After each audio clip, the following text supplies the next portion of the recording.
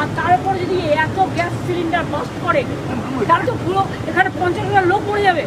आग लेके मत खेलो, आग जलाना बहुत सीधा है, लेकिन निभाएगा कौन? নিজেদের বাঁচান, অপরকেও বাঁচতে দিন। আগুন নিয়ে খেলবেন না।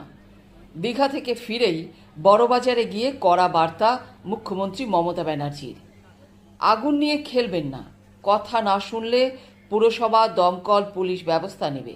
দীঘা থেকে ফিরেই বৃহস্পতিবার বড়বাজারে অগ্নিকাণ্ডে ঘটনাস্থল পরিদর্শনে যান মুখ্যমন্ত্রী মমতা ব্যানার্জি।